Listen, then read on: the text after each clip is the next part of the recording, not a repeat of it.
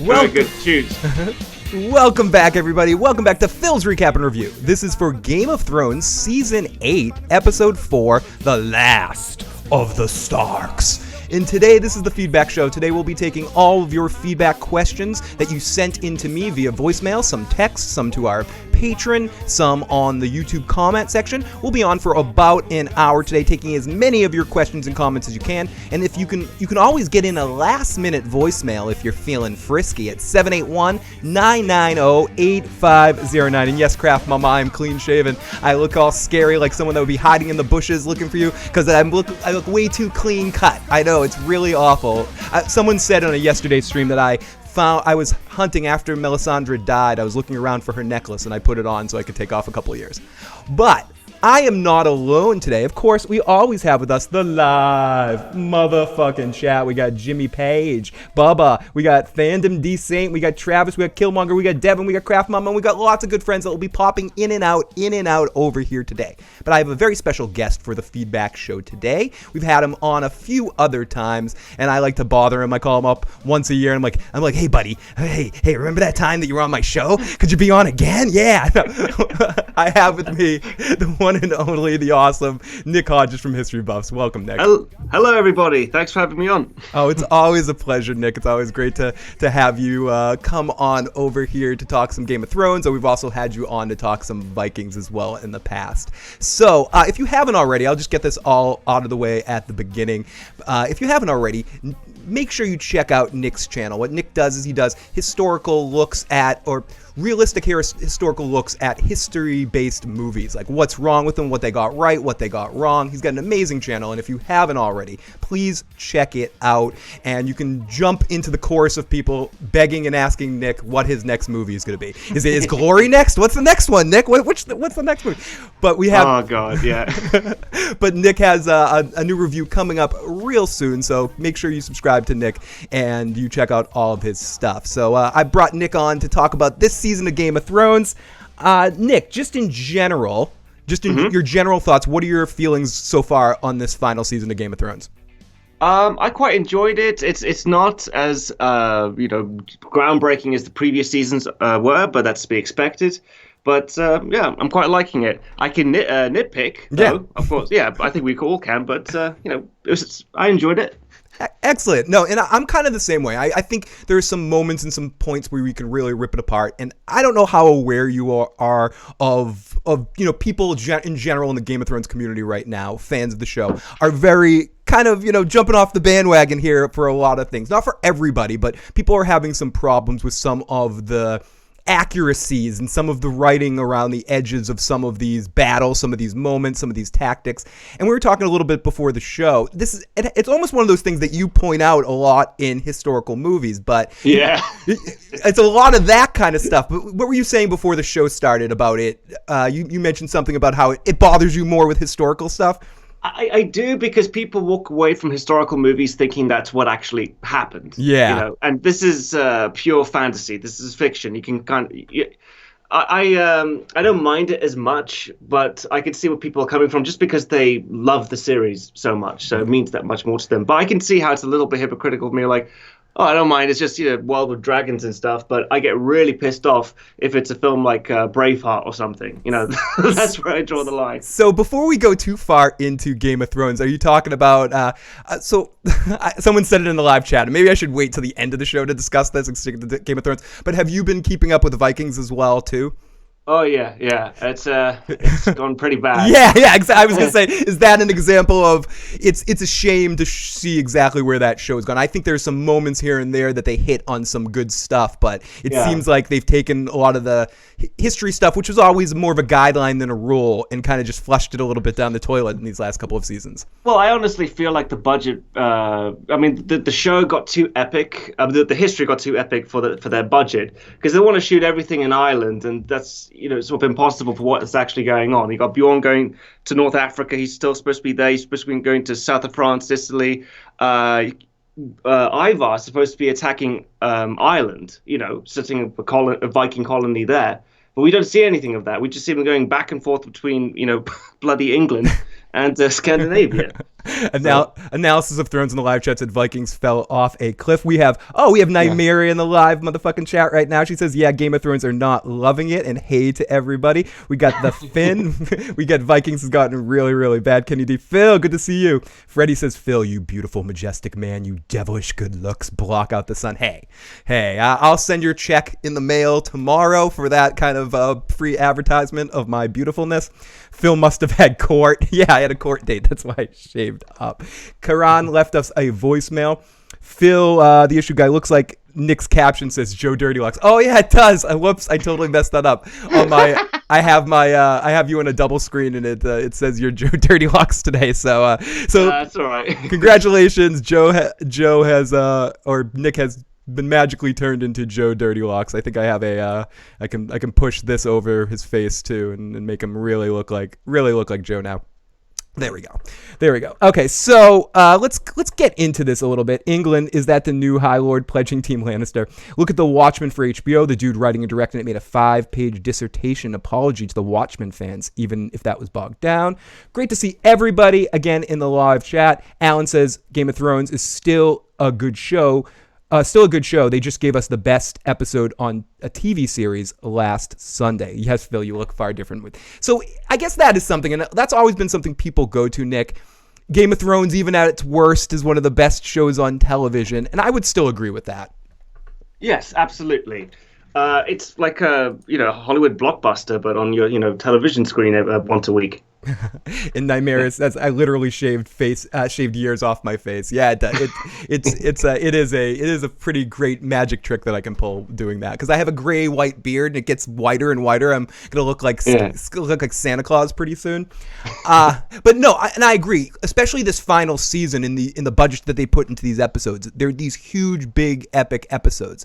That being said, I think we were talking a little bit about this I was on the channel Secrets of the Citadel yesterday, and there was a little bit of a discussion about how possibly pacing is even more of a problem than writing. The fact that they're trying to compact all of this information that they're doing in a season in a 6-episode arc, Nick, that could kind of destroy a little bit of the ability to make stuff make sense a little bit if you just have to rush it. If you have to take a whole storyline, similar to like Rome, for instance, that they had which a great show, but they had to take all of that history and move it to 2 seasons, where it should have been something that could have been 20 seasons of that information over time. And I think with Game of Thrones, having just 6 episodes left really puts a damper in some of the expression of it.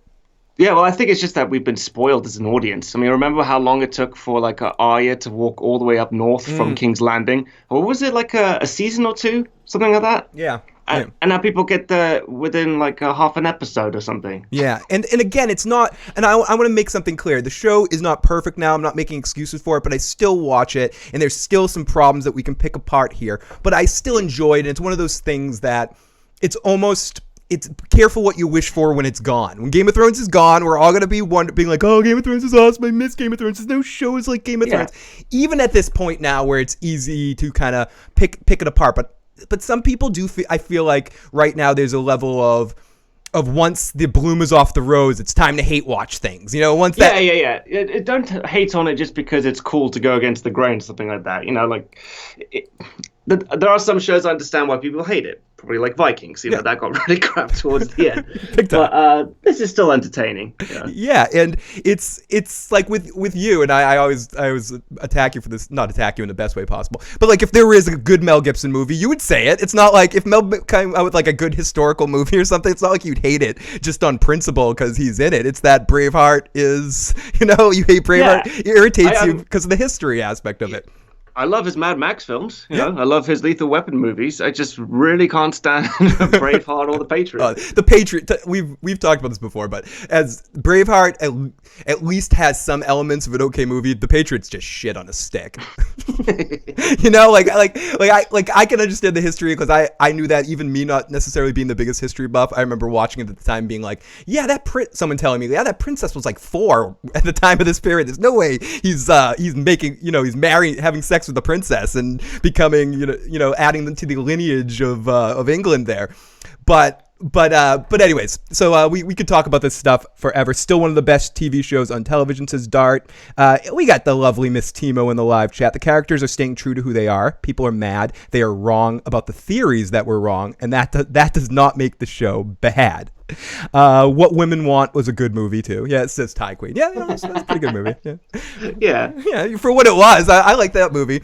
And I generally also really like the Lethal Weapon movies. But that's beside the point. Let's get into some Game of Thrones discussion right now, and let's go to our first voicemail question. And this is from John, who I believe is brainwashed in the live motherfucking chat, and he's got a couple-part question here. So let me get into this, and I'll push pause halfway through your question so we can answer the first part first. Here we go. Hey Phil, Brainwashed here with a quick question for the feedback show of episode 4. Greetings to Nick Hodges as well. Hope you guys have a great show. So, first question, what do you guys think about the theory that Tyrion has deliberately been fucking up the battle plan since season 7 because he wants to betray Dany and he's gonna be loyal to his Lannister family, as fucked up as that seems? Okay, the first part of the question, Nick, do you think that Tyrion is fucking up on purpose? No, definitely not. Yeah, me neither. I think he's just inept. Or not inept. It's one of those things where he's just not as intelligent as he thinks he is about these kind of stuff. He's not Tywin. Well, no, he's losing his streak. That's all. Like, how many times have you seen a creative person, like, when at the beginning of their career, they're really, really good, and then they start doing crap work, after a while. It's like a, nosedive. So I imagine with him, he's just been making a lot of poor decisions as of late, nothing to really think about.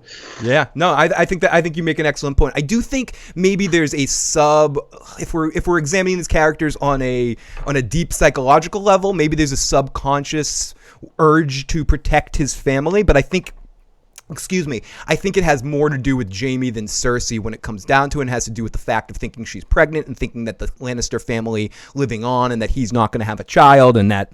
Well, it's definitely... his judgment's definitely clouded, but that's because he's in Westeros now. He's not in Essos anymore, so he's got more of a stake, this part of the world. Yeah, Fandom D Saint says, how many battles has Tyrion actually won? Yeah, it's true, and he hasn't been built for this. He's better at the scheming than necessarily battle tactics, playing the Game of Thrones. And really, when it comes down to it in the show, what's the most clever thing we've seen Tyrion do besides give fun speeches and be drunk and witty? It's that game he played with everyone on the Small Council when he first came on in season 1. If people don't remember, it's when he told Varys, Littlefinger, and Pycelle all different things about where he was going to send Marcella, Cersei's daughter, to figure out who was betraying him, and he ended up finding out it was Pycelle. It was kind of his way of introducing that I'm not Ned Stark and I can play the game. But other than that, when it comes to clever stuff, it's more just him asking for a trial by combat and then doing clever speeches. Other than that, it's not much. I mean, he did get together all the tribesmen, the Hills tribes, to fight for Tywin, and he did kind of build up the troops in the Battle of the Blackwater. People will be screaming at me in a second. The Battle of the Blackwater with the wildfire and stuff. But that kind of was Cersei's plan that he stole, if I remember correctly. He found out she was making the wildfire, and then he sort of picked it up and with a couple of the other commanders figured out a couple of things here and there. So I think he's just, as Nick said, he's just playing in the big game right now. Yeah, I got confused by that actually, because he just said to the guy for the wildfires, like, okay, you'll be making it for me from now on. He's like, but he was already making it for that battle specifically. So what's the difference? Yep. Right now. And people in the live chat saying, yep, only Blackwater. And we've got the wonderful Carmine from Red Team Review in the live chat. He says, Phil shaved his beard again, that baby face, and I love you, Nick. Aw, lots of love to Carmine. Grand Maester Paysan. I like that. All these mods in here I need. Yeah, anyone wants to be some live mods in the live chat with Carmine, definitely let me know privately and I can connect you with Carmine. He's definitely looking for some mods to help him out when he does some live chat. So definitely let me know. Hashtag where's Phil's beard. Tyrion won the Battle of the Blackwater because he happened upon the wildfire, says Jesse Knows. So I think, Nick, you're kind of hinting at this, and I think it's the best way of saying it. Tyrion used to be lucky, and his luck caught up to him to a certain extent. He's not unintelligent, but he was luckier more than anything, I think. And he's not the same man he used to be, I'd argue. Yeah, like we all change over time. So His ingenuity is, gone a bit. People in the live chat, I love this discussion that's going on right here. And people, you guys are excellent. Thank you so much for joining us this afternoon for this good silliness. So let's listen to the other half of Mr. Brainwash's message. And secondly, have you guys heard, and if you have, please comment on the crazy theory I heard today that Drogon has laid eggs back in season 4 or 5 when he was gone for a bit, and allegedly he has 3 teenage dragons that are gonna come and join him for the final battle. Okay, I think that would be a good spin-off, like Dragon High School or something like that. Okay, I'll answer this one first. I don't know if we have any proof to back that up, but I wouldn't be surprised if somehow in the story we see more dragons, but I don't know. Nick, do you have any feelings about that? Is he talking about in reference to the books or to the show? Because I don't remember anything like that. He's just doing as a speculation that just as a complete speculation that when Drogon disappeared last season for a while, or a couple seasons ago when he disappeared from Dany, when Dany had the other two in lockdown and Drogon just kind of disappears and doesn't show up again till she's alone on that edge when she was in danger, that what he was doing was actually reproducing. So, I mean, I thought all the dragons were male. Weren't they? Dragons, it's one of those weird things where the dragons are, I think historically, I think in the history lore of Game of Thrones, technically, and people can correct me if I'm wrong in the comment section or in the chat, I think dragons can change their sex. But I don't. What, like Jurassic Park rules? Yeah, I think they have exactly. I think they have Jurassic Park rules, and nature finds a reason. Nick, Lady Laura Dane Starfall. Teenage Mutant Ninja Dragon, says Clark. I don't think there's any proof to back that up, Brainwash, but I wouldn't be surprised if we see dragon eggs at some point towards the end of the story. I doubt it, but I wouldn't be surprised. Okay, so a real ice dragon would be epic. Life finds a way. Thank you, Midori. I said the quote wrong.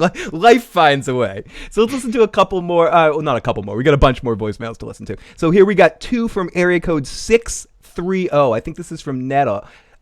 So let's listen to 2 messages from her. Hey Phil and Joe Dirty Locks, this is Netta calling from See, because you have the name below you. You're Joe Dirty Locks tonight. Illinois 773 area code. Just want to say that I love the show. I am a Patreon supporter, and I'm going to try to up that Patreon. Oh, that's sweet. Because I love you guys so much. But I just wanted to say that I'm loving this season so far, minus episode 1. I loved episode 3. I loved this past episode. Really loved Jaime and Brienne. They've been working on that for a while, so I love the way Tyrion finessed Jaime into some vajayjay. One thing is that I don't feel sorry for Dany because she had no business leaving Dario over in Marine. Dario could have been over here with Cersei murdered already by sneaking into the city. Tyrion, I don't know what was his purpose of leaving Dario over there. It's like Jon Snow had nothing to do. Like, I'm thinking Dario would have been a better fit and a better advisor and a better man overall. Sansa, I'm loving Sansa. I'm loving Arya. I hope she do find her way back to Gendry, but that's about it. Just loving the episode. Can't wait for episode 5 and 6. Talk to you guys later. Thanks. Perfect message, and we got one more from her we'll listen to. That's more of just thoughts than any questions or comments, but great stuff and great content as always in the live motherfucking chat from you. That's right, caller. Hashtag Team Lannister, says Timo. Wildflower. Oh, Phil, how you doing? Red Team, another YouTuber follow. What's up, guys? Find the Jaime and Brienne sex scene made me feel awkward as fuck. And we're going to get to that a little bit later as well. So thank you, everyone in the chat. And if I ignore some of the chat today, you guys would like to focus a little bit more on the voicemails and the text today. So if I miss any of your chats, I'm very, very sorry. But keep it going and keep the silly discussion going on in the live chat. And never mind, hashtag fuck Sansa, says Timo. Okay, so this is Netta again from Chicago. I had another thing to say about Dany. Then she sits here and say, okay, I felt nothing for Dario when she had to leave him behind because Tyrion came up with this fake-ass plan for what reason I do not know. But She really likes Dario. Yeah, I know. Wait. I want to pause this for a second because now I remember you really like really like Dario as well. Yeah, or not you, Nick. I mean, she really does like Dario. And do you feel like we would have been beneficial at all having his character carry through to Westeros as being another person on Dany's side? I think it would have been kind of because she's sort of outnumbered. Yeah. Right now, she's just got Grey Worm and Missandei and dragons. Really, like just another voice. Because I feel like that's why she's kind of acting the way she is. She feels cornered a little bit. No, and I agree, and I think it actually works to the show's advantage to have her be this alone, because I don't necessarily think Dany goes crazy in the sense of the Mad Queen, what people are throwing the shit at the wall and hoping it sticks. I think, in a sense, it makes sense the way she's behaving right now. She's alone. Her pets got killed. Or, I'm sorry, her kids. Her 2 kids got killed. Her number one advisor and the person she loves more than anything with Missandei got killed. You know, someone she had a deep connection with. Tyrion's fucking up everything. Jorah's dead. I mean, I can understand where she's acting like, and everyone's told her not to punch the big guy, and what she should have done initially is punch the big guy. Grey Worm has no worm, as Devin says in the live chat. And Devin also says Philip Buttons grows younger and younger again. I wish that was true. I wouldn't mind being that Benjamin Buttons thing, because Arya did it with respect, unlike Jaime, who did a lash and dash, talking about Jaime and Brienne versus Arya and Gendry, scale babies. So Netta with the love for Dario. I think Dario stayed back, what Nick was implying. I think Dario stayed back for a good reason, in the sense of to make Daenerys feel even more alone. And I think if she had him with her right now, it would be harder for her to have, and I know it's story-wise, harder to her to have connected with Jon, harder for her to be on the precipice of quote-unquote mad queening it right now and all of that. I think she would have had more people on her side. So, are we going to see him again, you think? I don't think so. It's not enough time, is it? I mean, yeah, no. And that goes to the pacing thing, Nick, that there's a lot of things that could have been done this season that, because of us only having 6 episodes, it's a shame that we can't get more of it. With the Night King situation, I don't mind the way it ended, but it would have been cool to see 3 episodes of the Night King fucking up shit instead of just 1.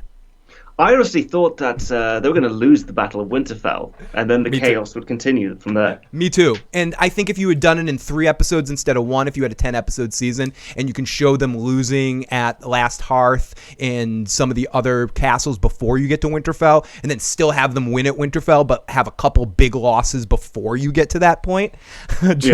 Jon Snow is Ned Flanders of Westeros. Prove me wrong. Diddly do, Devin.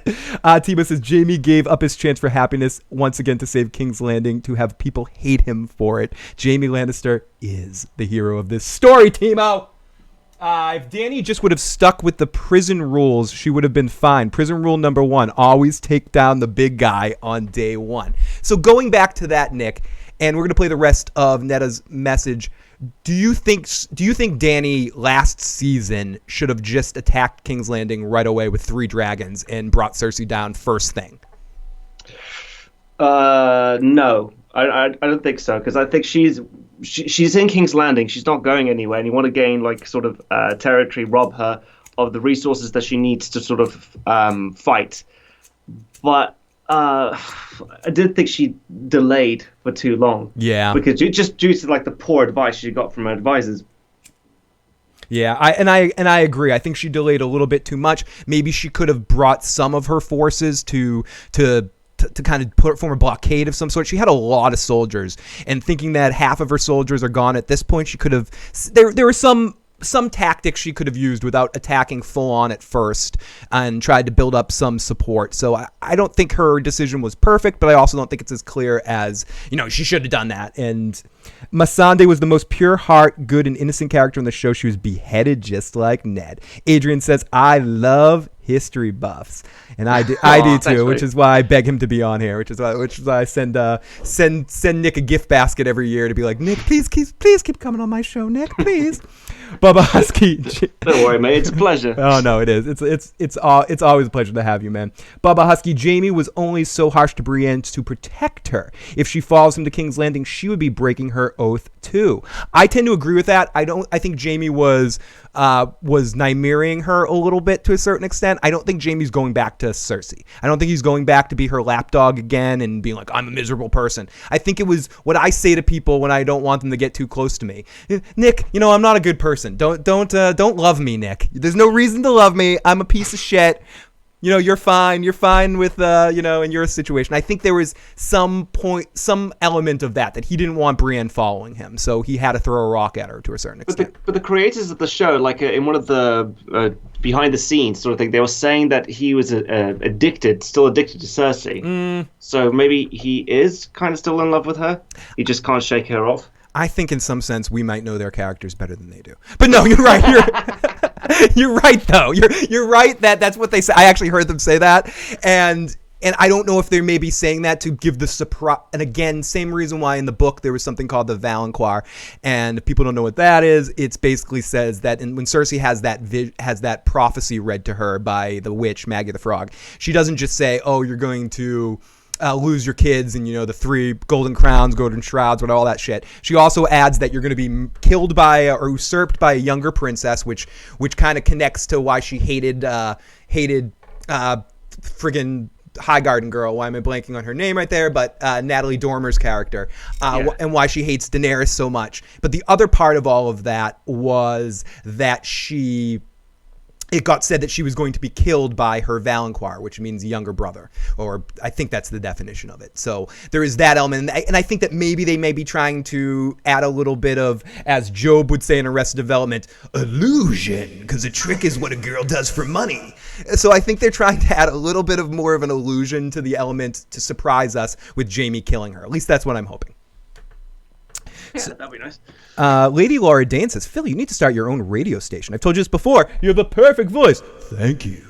No, I agree 100%. Yeah. Oh, yes. Good. My first guest on the radio show is Nick Hodges from History Buffs. Hey, Nick Hodges, how you doing? Sorry about that. Okay, so Nymeria says, combination of writer's block, and funding. She-Wolf says, Euron is going to kill Cersei. He's the younger brother. Marjorie, thank you. For some reason, I was blanking on Marjorie fandom D-Sane. I couldn't think about it. Shannon, I've said that the 1,000th time, but Dany is going to burn the castle walls and gates in the Scorpions at night. Smash the like button. Thank you for smashing that like button. Thank you to all the people watching. She-Wolf, thank you for popping on in here. Lark, it's great to see you after so long. Huge thanks again to Devin and Carmine for popping on in here, to awesome other creators. I mean so much that you're joining us. I have Bubba Husky says it perfectly. Phil, you have a perfect face for radio. So let's play. I know, I love you too, Bubba. And one more. But I bet you she's feeling some shit now. It seems as if she's basically feeling lonely. So, yeah, I just wanted to touch on that too. I can't think of any plot lines. I hope we do get Clegane Bowl. I'm loving Cersei. I think Tyrion's got to be the most stupidest person. It's like, why are you sitting there talking to Qyburn when you already know Cersei really ain't feeling you, and she not really caring with this 12 people you got in the background that's supposed to be the Unsullied. 12 I don't people. even know that. Rhaegal's death also was pretty gruesome. I really felt bad. I'm not a pet owner or anything, but yeah, Jon Snow could have gave a pet on the head or something. Thank you for walking one limb. She's got a fucking point there. Oh, sorry. No, it's the end of the message, and thank you so much for being one of our amazing live chatters. Yeah, Nick, go off on that one, because I already did. No. You don't have to be a pet owner to scream out at Jon, why didn't you go give him a cuddle or something like that? He lost his ear for you. He didn't actually need to be there for that battle, and he can't even be bothered to give him a hug. Fuck you, dude. Yeah, I don't want to get too bitchy about all this stuff, but did you hear the excuse that they gave because the wolf was CG? They couldn't figure it out.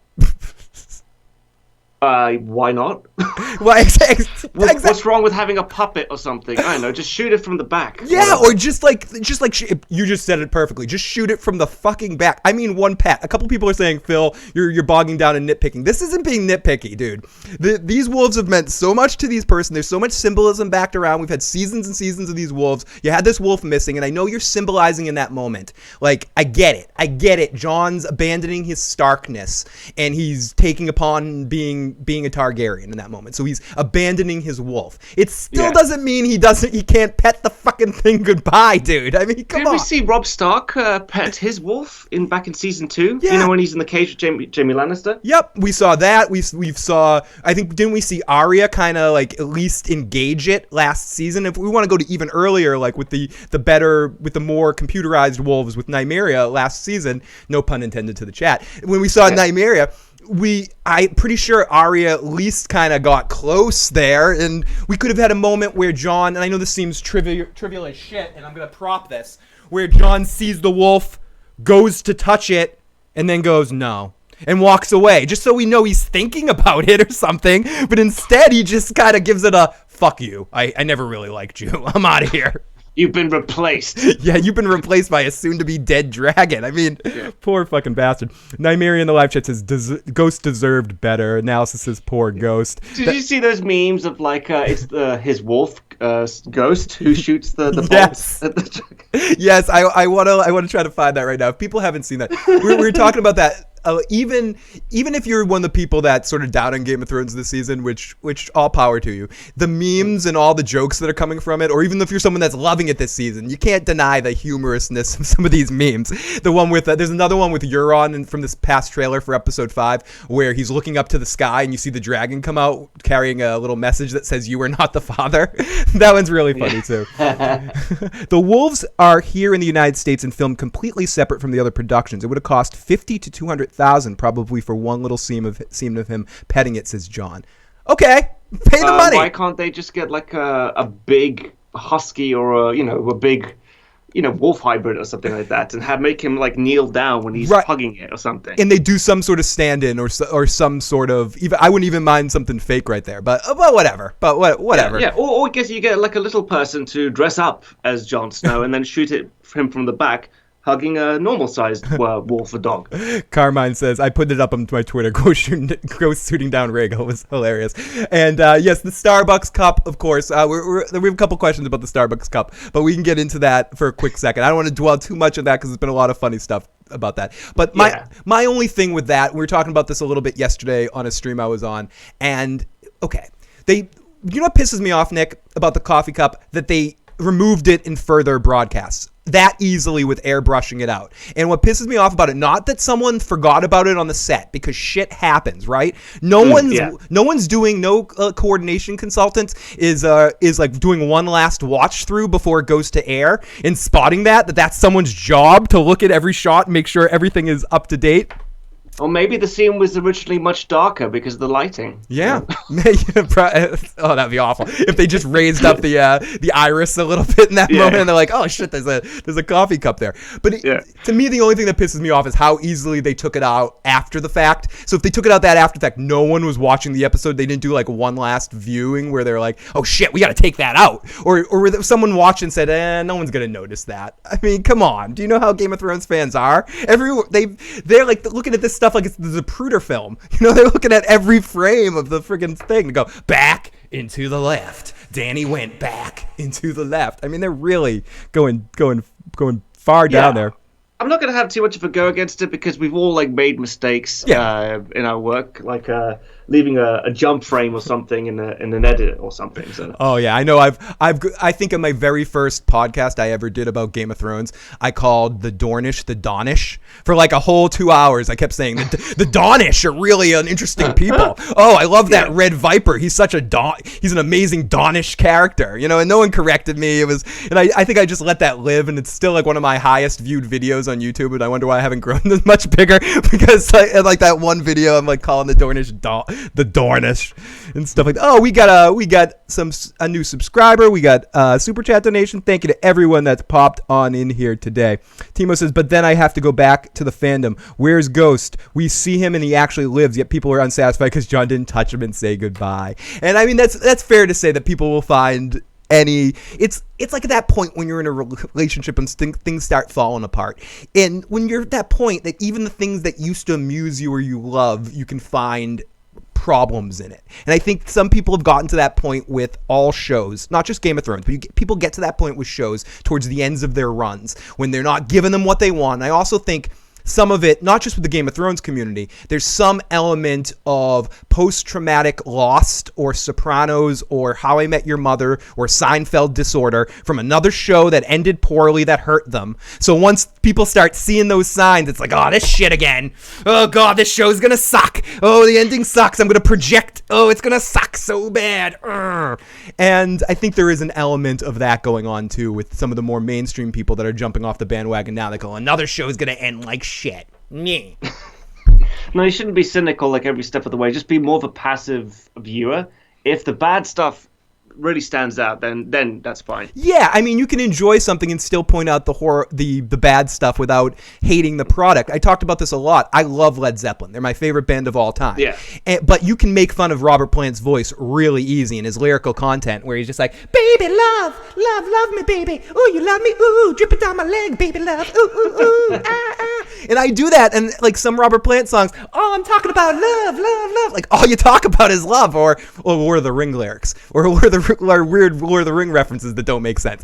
So there's no lyrical content there really with Zeppelin compared to, say, Pink Floyd or the Beatles or the Doors or something, where like the lyrical content is a poem that means something. With Zeppelin, it's baby, love, push, touch, and then you can make fun of it, but you can still love it. Yeah. Absolutely. It'll be like a guilty pleasure. Like you have your show like The Wire, and then I don't know, you have Stargate or something. I was gonna say, yeah, it was Stargate or something, but it's true. I was gonna like 20 shows when you started to go there. I was thinking of like 20 different shows popping in my head right there. Okay, so let's get to some more voicemails, because like I can rant and talk, and I want to make sure I get to a lot of these voicemails and not keep Nick till 3 o'clock in the morning because of time zones right now. So let's listen to this message from area code 832. Area code 832. Hey Phil, this is Jason. Hey, History Buff guy. Thanks for doing this, guys. I just have one question, where is Dario and Horace? Don't you think he's gonna show up at the end minute, help Dany save the reign of Dany? Don't you think that? And I think Dany would be giving Tyrion the ultimatum of do some shit, or you're getting whacked. Any opinions? Let me know. Okay, do you think, we talked about this a little bit earlier, do you think we're going to see Dario again, or do you agree with what I was saying that there's not enough time? I'm sorry, could you say that again? Do you think we'll ever see Dario again, or do you think there's not enough time? No, I don't think there is enough time. I mean, it'd be kind of funny to see him again. I want to know if everything is going on as normally back in Essos, or if he's fucked things up. Yeah, that's in true. their absence. Maybe a flash over there would be interesting to see. I definitely want to see how bad he's fucked things up. Now everyone's just fighting in the streets now. He's just sitting eating ice cream, eating Essos ice cream. Ben and Jerry's got shipped to him and stuff. Lord Dom Snow, great to see you in the live chat. What is a Dario, says Iron Throne? I remember having fun in the community. Now it's just hate for the hate's sake. Timo, that's why you're in our live motherfucking chat, because no matter what, we're always going to have a good time with something, for even if we have a good piss out of it. So it's good to do that. And thumbs up for you, thumbs up for everybody. Hey, I love Stargate, says someone in the live chat. Oh, no, I love Stargate as well. It's one of my favorite TV shows. I'm just drawing a comparison between like The Wire and Stargate. Yeah, whereas someone in the live chat said The Wire, which is unequivocally the best show on television ever. I would put it in my initial top 3 without thinking too deeply on that. I would say The Wire, The Sopranos, and Breaking Bad. Yeah, Breaking Bad. And I will even add Better Call Saul to the Breaking Bad category and say Breaking Bad / Better Call Saul, because both shows do something slightly different but are just as effective in achieving the goals. And almost where it's a strange thing with Breaking Bad versus Better Call Saul, because I feel like Breaking Bad is a better written show or has a more engaging narrative. But I feel like Better Call Saul, it's like the staff and everyone around has gotten better at doing what they do. So it's like a movie creator that's first movie was like a tighter movie, but he keeps getting to be a better filmmaker as time goes on. And this isn't taking anything away from Better Call Saul. I just think that the narrative of Breaking Bad was tighter, but I think both shows are equally. It's another excellent meal made by a great chef, where his signature meal was risotto, and he also makes his signature meal was Breaking Bad, and then his secondary meal that's just as good but just a different taste is Better Call Saul, which almost comes off a little bit more as a theatrical thing to me, like a character study that you would see in a David Mamet play at times, or something like something to that effect. But blah blah blah. Yeah, makes sense. Nymeria, Essos ice cream flavors, Harpy hazelnut, and Dracarys dark chocolate. Now, I want some Dracarys dark chocolate it has the roasted nuts in it and stuff, the burned nuts all mixed in there. I think you're onto something, Nymeria. That sounds de-frickin-licious. Okay, so let's listen to some more voicemails here. Let's listen to this one again. This is also from This is from area code 845. Hey, Phil, it's Bernie. Hey, Bernie. Motherfucking chat. What's going on? I'm just calling to say they should have saved us all a lot of fucking trouble with Ghost and just let him run off into the mist last episode. And we never saw him again. And you know what? They would have saved all that fucking money that they spent fucking showing him goodbye, showing him, like, looking and trying to buy. So, such bullshit. Anyway, Ghost deserve better. Bye. Lots of great stuff. Great stuff right there. And I could buy like him just dying in the battle. That would have been fine, rather than Jon Snow's like, do you mind looking after him? Like, I can't be fucked, really. I got a dragon now. Much better pet. Yeah, I got a dragon. I don't really need you. I'm okay here. Okay, we got a series of messages from the one and only Pete's Live Music. So we're gonna play all of his messages in succession here. It's a couple of 20-second messages here. So let me play all of them in succession. So here's Pete's Live Music. And now another Game of Thrones instant impression. Maester Aemon Targaryen ordering breakfast.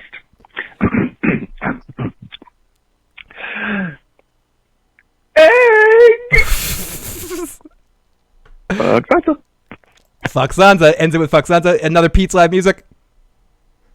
And now another Game of Thrones instant impression. Qyburn as an investigator for internal affairs.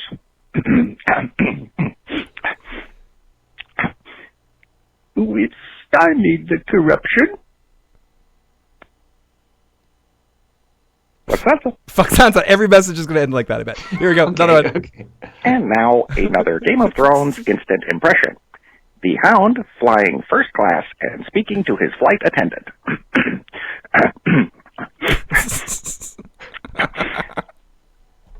I prefer chicken. That's not that.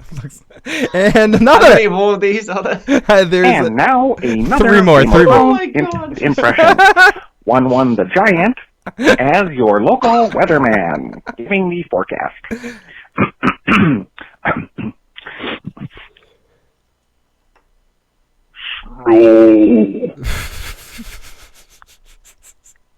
What's that? Okay, we're going to take a break from those and come back to those at the end. This is from area code 270. Hey, Phil. John Hampton here. Long-time listener, never interacted before except in chat, and I hardly ever get to see your program because I work so damn much. So anyway, I just wanted to say thank you for all you do and all the effort you put into this, and you have a really great show. Thanks a bunch.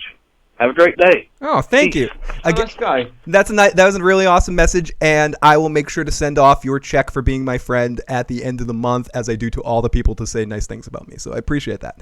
And let's listen to Tim Gersh, to our wonderful buddy Tim Gersh. We're just going to let Tim go. We're not even going to respond to what Tim says. We're just going to let Tim do what Tim does. Here we go. Yeah, so, first off, shut the fuck up, man. I'm not really listening, but I assume shut the fuck up, Nick. Unless he was making good points, in which case, keep talking, Nick. I'd like to hear more. Okay, so Nick says shut the fuck up to me, and he says, Tim says shut the fuck up to me, and shut the fuck up to you, Nick. But you make some good points, so he's gonna let you talk. He's gonna let you off the hook. I didn't understand a single thing what he said. Oh no, it's tough. It's tough. We got a bunch more voicemails here, and if I don't get to any of your comments or questions that you guys sent in, I'm very sorry. We're gonna try to get to as much as with Nick as possible. I probably have Nick for a little while longer. As I said, I don't want to keep him too late as of with time zone stuff. So we're gonna finish up the voicemails, and then we'll start to wrap things up here as we're already getting a little long. See, I can't help but talk to you excessively, Nick. You know, I can't help but expand upon things, and next thing I know, it's like 3 o'clock in the morning for you and stuff. So no worries. So here we go. Let's listen to a few more.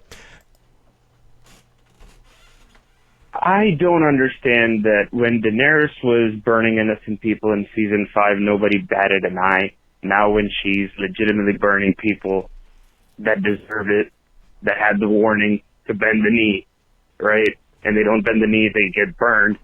And now people have a problem with it. And then here's another thing.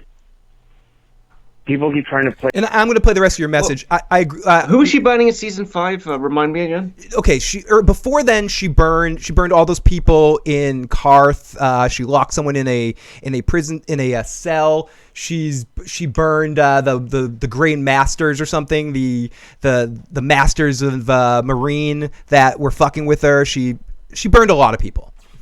Ah, yes, but I guess she wasn't burning Westerosi people. Right, you know, exactly. Polite way of putting it. Yeah, fuck those Essos people. Yeah, fuck the Essos people. Oh, we have star of the episode, Eric Nolan, who was one of Tormund's crew, was one of the extras and was actually really featured in this episode. He got a hanging extra shot. I would call him a featured extra, and he's also was on Vikings as well. Eric Nolan says, "Hey Nick, just seeing this live. I will check out the full thing later." Lots of love to Eric Nolan. Hopefully, when it's all said and done, I can get Eric on to talk a little bit about his Game of Thrones and Vikings experiences and stuff on sets. Oh, cool. Who did she burn? She burned a lot of people. Like I could go through it, and all I'm saying is, or I'll say this: I've been saying that Dany gets a little off on burning people for a long, long time, and I don't think there's any differences. That's why I think it's kind of funny when people are saying, "No, she's becoming a mad queen," or "No." I think she's always had liking. She's a little Beavis, or no, it's Beavis. Yeah, she's a little fire. She likes a little bit of that, and doesn't make her mad queen, but you know, she gets off on the burning sometimes. Exactly. Well, how else are you supposed to build an empire? Exactly. Yeah. I don't think like Genghis Khan or Julius Caesar had any compunctions about No, and that's burning a few people. And that's part of it. Tyrion, I think, has given her bad advice too about like don't bring fire and blood. I think she should have listened to Lady Olenna a couple seasons ago, the Tyrell grandma, who was basically like, yeah, you need to go in there and be a fucking dragon. I mean, you can't not be a dragon. And let's listen to the rest of Karan's message. And yes, I'm pronouncing your name right. I feel bad sometimes. I call Karan Karen because I read his name quickly in the chat, and it's horrible. So here's a message from Karen. This thing, like she's turning into Aerys. Aerys was paranoid that people were plotting against him, and they weren't. Daenerys clearly has people plotting against her, and she's not suspecting anything. I'm saying she's not being paranoid enough. Yeah. Burn them all, motherfuckers.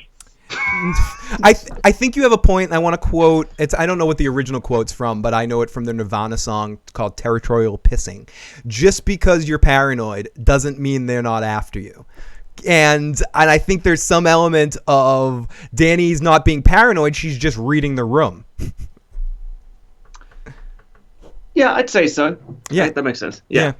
K. Rich says, for Super Chat donation, thank you, Rich. As 8-hour movies go, I'm loving this. Should they have cut the Tyrion Sansa killing the Whites? No. Should they explain their tactics better? Turned on a light, shown Arya's approach? But maybe, but still loving it. And yeah, that's how I feel as well. So let's listen to another voicemail quick. Let's go into a little bit of a quick round here. Hey guys, what's up? It's Luigi from Puerto Rico. I don't know if anybody realized, but at the end of that sneak peek, I said a couple times in the chat, nobody saw it, but the look on Euron's face, it's like as if he saw an armored Drogon coming down, or if not, maybe other dragons, surprisingly. let me know. So this is less about episode 4 and more about the preview for episode 5 and that moment at the end of the trailer when Euron's looking to the sky. Do you think Dany finally learned and put some armor on her dragon? That's a really interesting thought. I don't know why she didn't do that before. What the fuck, yeah? It's not like historically Targaryens haven't done that, and the people that do know some of the Targaryen history, it's not a... It's something she should have thought about. Has it happened before in Targaryen history? Yes. Dragons with armor? Yeah, I'd have to... I'm not an expert of that stuff, but I've definitely heard people that are talk about that. So wait. Tyrion reads a lot of books, right? Yeah. You think he would have just mentioned it in a conversation in passing or something? Hey, why don't we put some chainmail on that dragon? Especially after what happened last season when Dany's dragon got shot by Qyburn's scorpion, the version 1. Thinking that, there's probably going to be more of those. Maybe, and I don't know which Targaryens did it, so I'm not going to say the actual Maegor the Third or whatever. He had Tyrion should know that. You're right. He has a historical book knowledge almost more than anybody besides Sam in Westeros, especially about dragons. That's something that's book focused, but it's still part of the show to a certain extent where Tyrion's well read. He reads about everything and he's obsessed with dragons, and he should probably know that, and that should have been almost an immediate point of advice once those scorpions were built from Tyrion to say, you probably should put armor on your dragons. We have Gendry in our service now. We can make a dragon glass even or something. Like, we can do whatever we want. Yeah, someone in the comment section just mentioned that dragon skin is already pretty tough. Yeah, that's true. But what you pointed out, was it Bronn who fired the spear at the dragon, and he missed. But still, that shouldn't have been enough for her to be like, hey, maybe we should start, putting on some chainmail on these dragons. Yeah, K-Rich says armor will not stop a ballista bolt like that. Maybe not the version 2.0, but at least it would have been good to see her try. And that's something that we didn't hear about, but now we heard in the scenes in the Dan and Dave discussions that Qyburn has upgraded it, that the ones that you see now that he has, the Scorpions now, are a newer version. He took what happened in the first time with Bronn shooting him and not killing him, and realizing that they needed a bigger bolt, and that's what you saw in the scene when the other dragon gets killed, when Rhaegal gets shot. Okay, so here we go. Is this point? Dany has already left her love for her queen, or for her kingdom that she wants. Dario. She was in love with Dario. Another Dario. There's a lot of love coming for Dario. Here we go. That's another one. Hey everyone, Trevor at Top Loaded Gaming. So I think people are lying to themselves saying this episode was a return to form. This episode to me seemed more reminiscent of The Walking Dead, the TV show. Oh, don't say that. Just having characters making dumb decisions rather than clever writing. Dragons flying in the sky, I can't see the ambush. Like, come on. Really? Dany would have been able to see all the ships from how high up she was. Anyone that has ever flown before realizes that they would realize that they gave it some thought. Next, I would say, you know why they had Missandei captured off camera? Well, it's because Grey Worm would have drowned himself to find Missandei, especially since he's the one that fucking divided them to begin with. Brienne, she seemed out of character.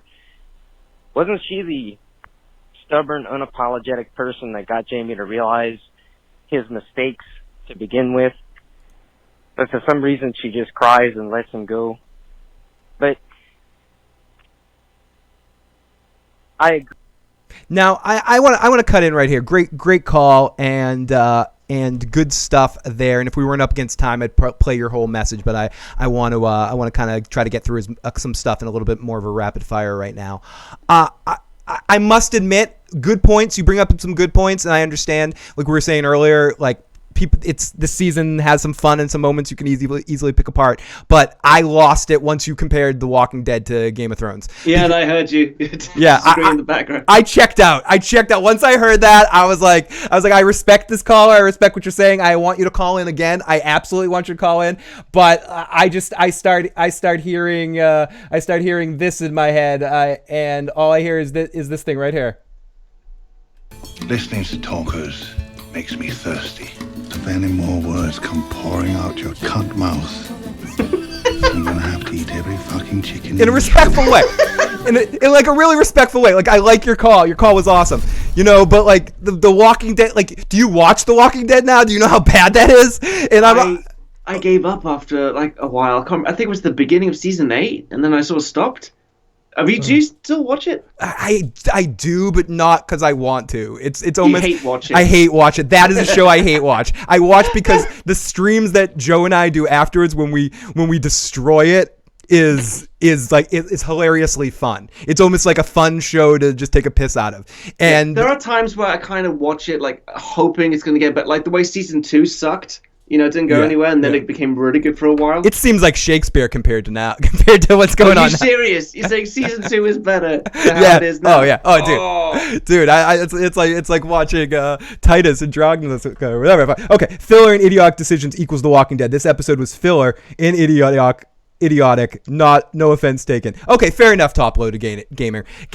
You make a good point there on the base level of you could say some idiotic decisions, but The Walking Dead is so awful. Because that's a different story altogether. That'll be a podcast I'll do separately. And by all means, top load gaming. Please keep leaving messages and keep comments. All in good humor. So I didn't mean. Can I ask you, like, what did you think of Daenerys not seeing Greyjoy's fleet? Horrible. That was horrible. That was I think it, especially with the excuse that they gave. The excuse that they gave was Dany forgot about Euron.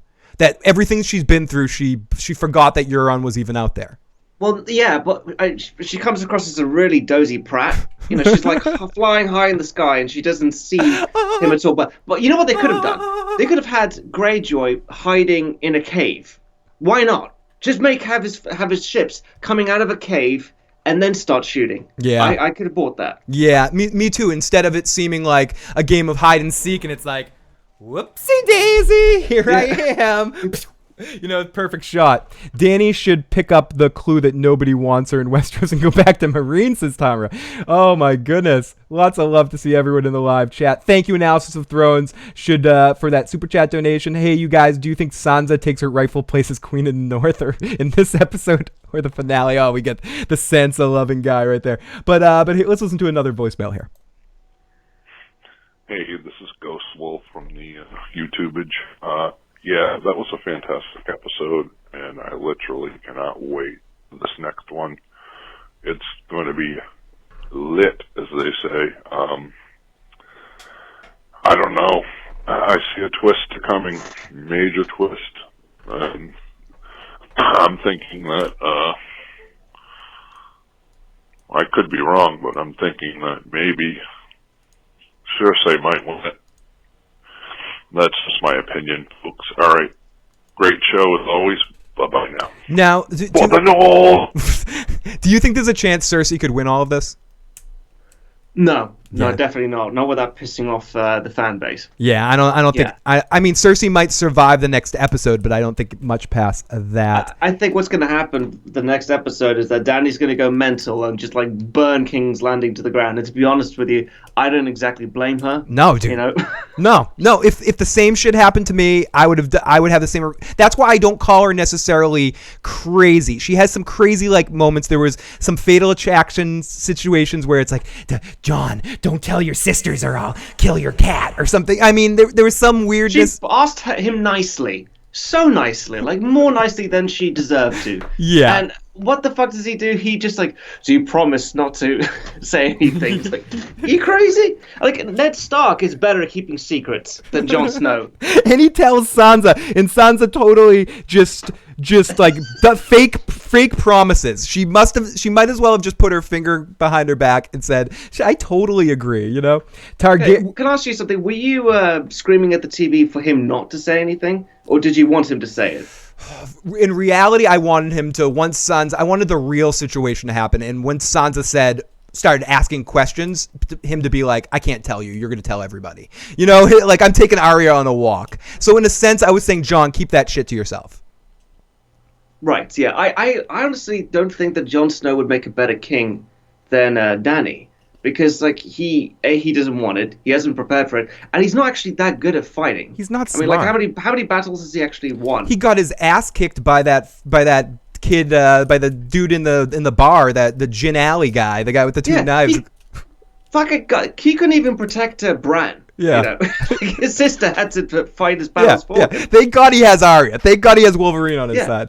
And people in the live chat are cracking me up right now. If we expect it'll be subverted, the plot armor will be melted into the Iron Chubby. What do I think of the Golden Company? I think the Golden Company are just there to be foot soldiers at this point. I'd love to see something more interesting happen with them, like them switching sides to Jon's side because of their allegiance to a rightful Targaryen ruler, and I'd love to see them switch sides on Cersei in the moment and then go on Jon's side and support him, and then he has another whole army that's backing him in the whole Dany and him conflict in the end. But I don't know if there's time to get into that and make it make sense for people that don't know the history of the Golden Company with the Blackfire stuff. And also to go to we got Antoine Thomas in the live chat that says we need a Targaryen Cobra Kai alliance. I think Johnny is a Targaryen for whatever it's worth here. The Legend of Gin Alley. Yes, the Legend of Gin Alley. So right now it's 3:44. I am not going to be cruel to Nick. I'm going to keep him about 15 more minutes. We're going to end at about 4 o'clock. So we'll take as many more voicemails and texts and comments as we can between now and the next 15 minutes, if that is all right. So we'll start to again try to go a little quicker with things here. So did I already play this one? Let's see. Hey, this is... Oh, no, I already played this one. Yeah, that was... this one, not area code, and that was area code 508. Oh, 508, my neighborhood. This is area code 925. Hey, what's up, Phil? This is Winston. First-time caller, long-time watcher. Nice. I just wanted to say something that I haven't seen anyone talk about yet. It was back in Season 5, Season 6, when Bran was leaving from the Third Eye Raven's cave underneath the werewood tree in the north. He was having all those visions. He was kind of like flicking through everything. And he had the vision of all the wildfire blowing up underground, which ended up happening when the Scepter Baelor was blown up by Cersei. But then also mixed with that, if you watch, you see a shadow of a dragon flying over King's Landing. Mm-hmm. Mixed with the Mad King saying, burn it all. So do you think that vision, that's Drogon, and he's going to burn the Red Keep?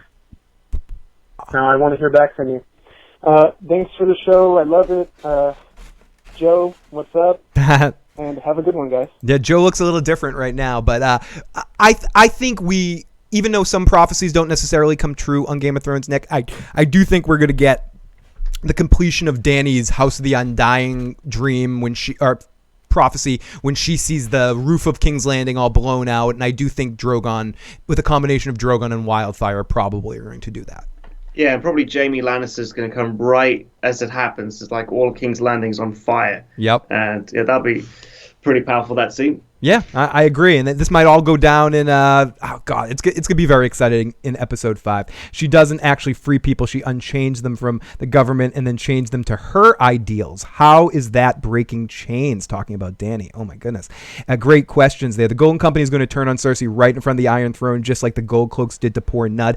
To poor Ned. I tried to say. We're gonna call him Nud from now on. But I think I'd love to see that happen. I would love to see that happen. Okay, so we got more messages. We need to hear another one of these, of course. And now, yet another Game of Thrones instant impression. It's funny again. Okay. As an overworked gynecologist at the end of the day.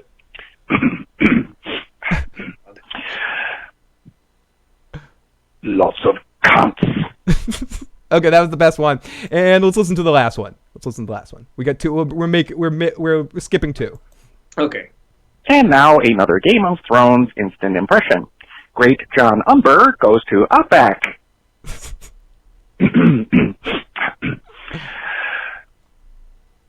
Your meat is bloody tough. Yeah, good. I like it.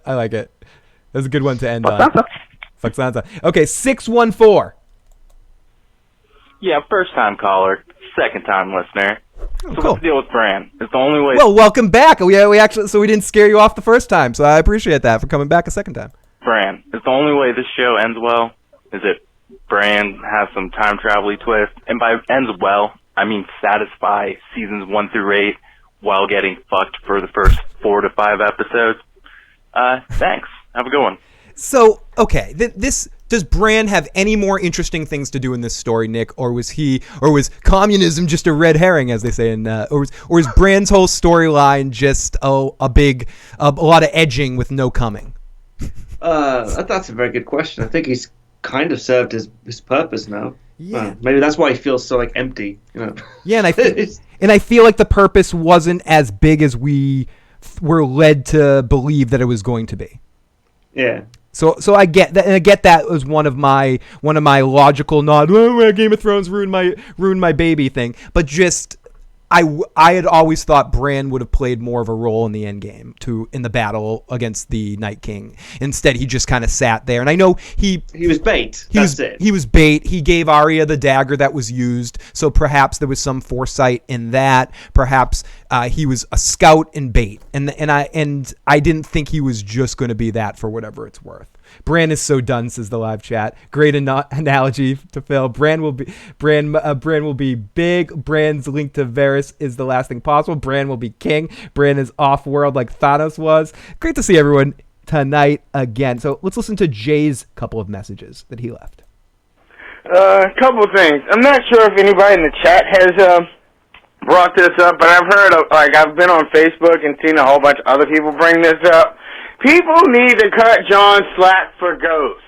Okay? Remember, Bran direwolf is dead. Lady is dead. Shaggy Dog is dead. The only direwolf that is alive besides Ghost is Nymeria, and that's because Arya sent her or him away or whatever, basically when she was a pup or whatever. So, Jon is the only Stark who can actually keep their direwolf alive. People need to stop giving him shit about Ghost. Ghost, if you really think about it, was treated better than any other direwolf by any Stark. In general. Now that I got that off my chest, I was going to say something else, but I forgot it. If I remember it, I'll call back. And he did call back in, But his point is that the Starks are shit pet owners. Yes, that the Starks don't know how to.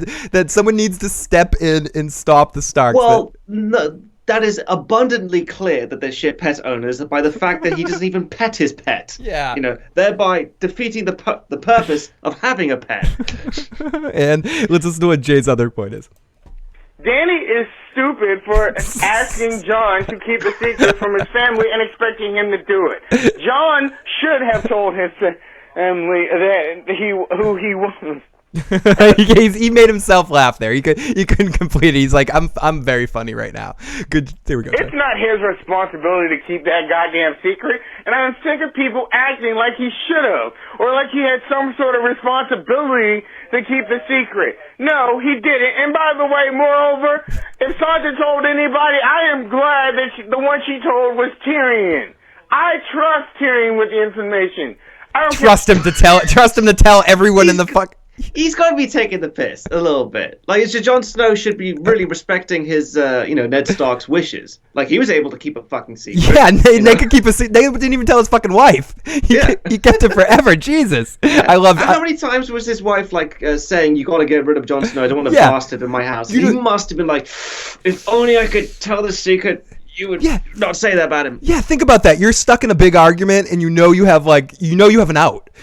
She gives you shit every night about him. Oh, you fucking bastard of yours. And you have an out there where you go, oh God, I could just tell her. I could just tell her, but she knows how to keep a freaking secret. Excellent point, Nick. Yeah, she was also saying to him, you cheated on me. And he's like, no, I didn't. No, I didn't. No, you're right, I did. Yeah. But you know what? When Ned Stark swears he won't tell anyone, he keeps his promise. Yep, it's true. Thinks Jon was 100% right to tell his family, and she was 100% right to tell Tyrion, okay? Hey, that to me is never going to be an arguable point to me. Jon did not make a promise to Dany to keep a secret. Dany just demanded he keep a secret because she's scared of losing her goddamn power, and she makes all these fucking dumb decisions, like to go into battle when Rhaegal's not 100% healthy. Never mind, the entire army isn't healthy or whatever, okay? Rhaegal died because of Dany's stupidity. Let's just get that straight. Everything that happened in that episode that happened wrong was because of Dany's stupidity. And that's why Jon would be a better leader than her. Bam! Okay, so I don't think there's... Jay, I think he just dropped the phone right there at the end. He's like, fuck everybody. Good, Threw it on the ground. Yeah, good message. Fuck Ned Stark's wishes. It was Jon's secret. It was Jon's secret to tell. Timo, lots of love to you in the live chat. Okay, let's click through. We got a little bit quick message from Tim again. Let's see what Tim has to say. Yeah, well, first off, I want to say I stand by my shut the fuck up, mate. And, second off, I love you too, Nick. Third off, I want to predict what's gonna happen next episode. Do it, predict it. Dany and Cersei are gonna do with a fusion dance. They're going to do a fusion dance. It's going to be the greatest thing ever. Oh my god. His prediction for next episode, for anyone that couldn't get that, is Dany and Cersei are going to solve their problems with a fusion dance. Dance off. He's going to... I think you might be onto something, Tim. Listen to a few seconds of Antoine, and then we have one more voicemail, and then we're going to... Hi, Phil, and hi to our guest, Mr. Hodge. Now, you know well as I do how I feel about the dragons getting killed. I think, and I'm speaking because I'm very passionate when it comes to House Targaryen, and the bullshit that Joe Locke said, I don't believe that mess, that bullshit that the Lannisters going to prevail and shit. Like I said, if y'all got handguns back then, y'all would have handled this shit. But here's the thing. I think you worrying about what Tyrion, I think Tyrion is the one that is the holdback thing, because this shit didn't happen in the books, and I know this shit. The fact of the matter is that the bastard Aegon and Varys, they went in, attacked King's Landing and Harry. Okay, there's some great stuff there. I want to pick apart Antoine's... Antoine left some amazing voicemails, and they're long, and we're running a little bit late on time, so I'm going to jump just so I can get to some of our text messengers too. But Antoine, as always, thank you for amazing messages, and Antoine just always likes to show respect and love to our guests, and so appreciate Antoine Thomas as always. And maybe I will do a side show tomorrow or sometime in the weekend before, or get your questions on the ones I missed. Play your message on our recap show with Joe on Sunday evening. So here we go. Let's take a couple of text messages before we start to wrap things up. This is from area code 810. The thing with Jaime, I believed that was showed last season that Cersei has gotten too far, so that's why he left Brienne in Winterfell so he can end the chaos. I think we both agree with that to a certain extent. I think Jaime's going to end the chaos. And it is my birthday, and I'm happy spending it with you in the live motherfucking chat. My favorite part of this show is the community. So huge happy birthday to area code. What area code is that? That is area code 360. So thank you. Happy freaking birthday to you. Happy birthday. Yep. And what can I play for your birthday? Let me play this for now. Well, I try to find something. Oh shit. Oh no. There we go. There we go. Play this for you. Happy birthday. Where do I begin, my lords and ladies?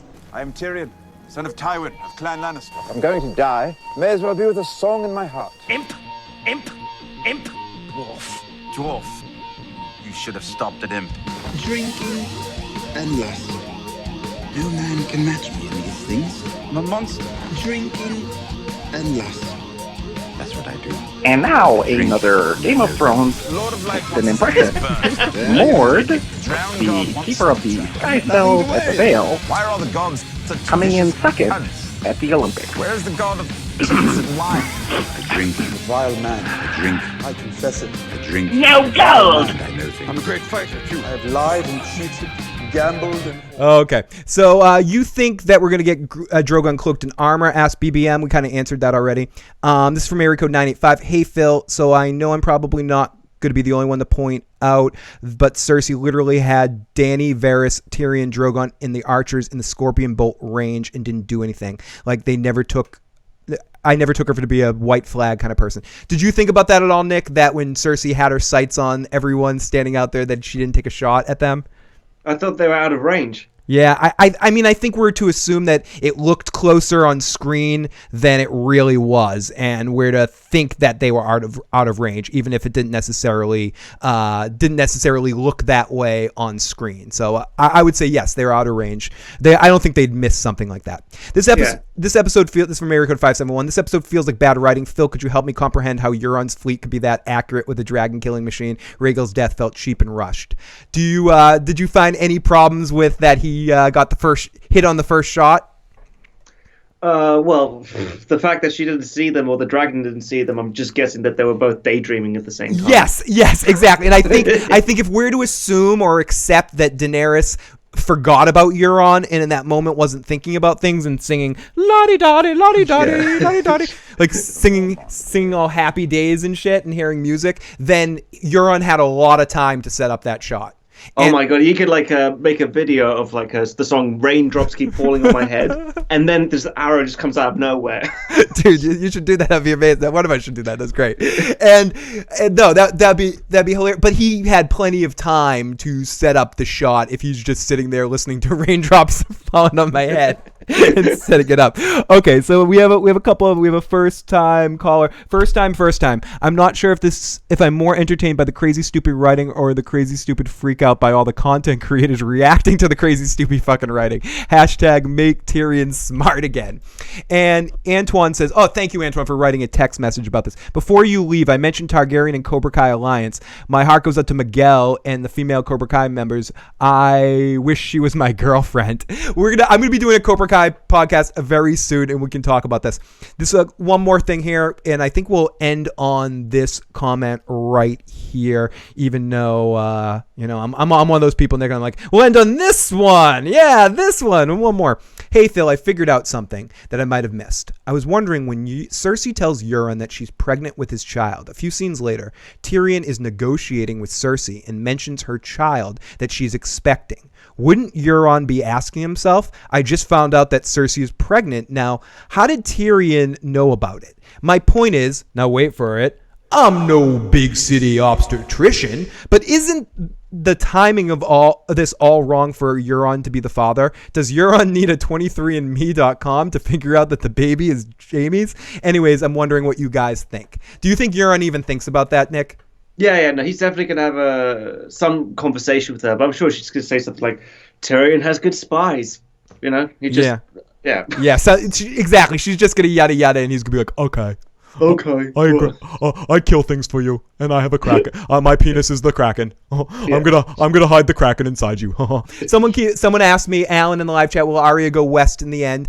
I don't know. I don't know if Arya is gonna survive this. I know she seems so unkillable right now, but I can see a scenario where Arya ends up dying in something that she thinks is going to be easier than it is. But if not, I don't see her going back to Winterfell. So maybe she could go west. That's not a bad idea. What if Arya kills the Mountain and the Hound wears? Oh god, people will be furious if that happens. Yeah, if you need to have the Hound beat the Mountain. Yeah, if you have Arya kill the Hound, the Mountain, or Cersei, I think people will be pissed off. I think you need to have it be Jaime or Tyrion or Euron or even somebody. Did you say Tyrion defeat the Mountain? No, I was talking about Cersei. I would pay for that. I would watch that. I was talking about Cersei, but that's actually a really amazing visual. I would love to see that fight. What if Arya kills the Mountain? They're roughly the same size. Cersei. Oh, what if the Hound wears the armor to get close to Cersei? That's fun, but I don't think that's going to happen. Since the ballistas will keep Drogon away, the key to taking King's Landing is getting to Cersei. kind of like getting to the Night King. Cersei knows this and won't just sit around with the Mountain plus some Queen's Guard. I'm thinking that she will use the Golden Company to have a massive personal guard surrounding herself. Fuck the people of King's Landing. She needs self-protection. I think that maybe Arya whacks a King's Guard soldier, takes his face in armor, or a Golden Company soldier, Captain Strickland, and uses his face to get close to Cersei. So many possibilities. Yara might come to get Euron's payback. Drogon swoops in and burns them all. Blah, blah, blah, blah, blah. Holy shit. Now, do you think we'll see Yara again? Any more Greyjoys? Will we see Greyjoys again? Besides Euron? Well, we got 2 episodes left, yeah? Yeah, I mean, maybe. Maybe, just maybe. Maybe we might see them, and we might see the Dornish. And how did we better see the Dornish? Like, they've had a rough time this show. And they mentioned that there's a new Prince of Dorne, so I'd be very surprised if we don't at least get a visual of them. No, thank you, Icy Fury. Sorry I missed your question. I wanted to make sure I got to it. So huge thanks to Icy Fury. And we're going to end on this last voicemail before we say goodbye, because I think this needs to be played. This is important here, everybody. This one came in last minute voicemail. Very important. And now, another Game of Thrones instant impressions. Dario Farrell missing his bus.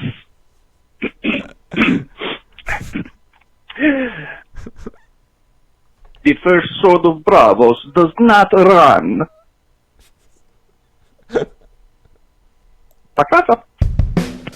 Oh my goodness. On that note, everybody, thank you so much for joining us today for this live stream. But a special thanks to Nick. Thank you, Nick, for taking time today to answer all these silly questions with us. Absolute pleasure. Thanks for having me on. My pleasure. And if anyone hasn't already, as I mentioned earlier, please, you can find the link in the description box below. Check out History Buffs. And no, I'm not going to do that to you. Any tease for what the next review is? But yeah, absolutely. I'm doing The Terror next. Ooh, that should be interesting. Yeah. Cool. Yeah. So check it out if you can. Like, watch the show and then watch the review when it comes out. It should be hopefully within a few weeks or something. Excellent. No, awesome. So make sure you check that out, and hopefully it will be sooner rather than later that I'll find an excuse to have. Oh no, I was gonna It's being edited right now. Oh no, I meant I was gonna transition to something else. I was not the sooner rather than later that the review comes out. Sooner rather than later that we can have you on again. So I'll find an I want to find an excuse to have you on again soon. Sooner rather than later. But thank you to everyone in the live chat. Pamela, thank you. Timo, lots of love. Jay, Bubba Husky, Ty Queen, Wildflower, TD, Child of Ice and Fire, Fuck Sansa. We got the Fuck Sansas in the live chat. Lots of love to the Fuck Sansa crew. And lots of love to our Danny crew. Where do I have it? Do I have it on easy queue? I'm looking for a song. Okay, wait, no. You can never find a song when you need it. But everyone, if you haven't already and you enjoyed this video, please hit the like button, please hit the subscribe button, share the channel with a friend, spread the word, help us keep growing, help us keep doing what we're doing, and yeah. Goodbye, everyone. Yeah, goodbye. The song ended. I guess the show has to be over. The songs. It means we have to stop. No, goodbye, everybody.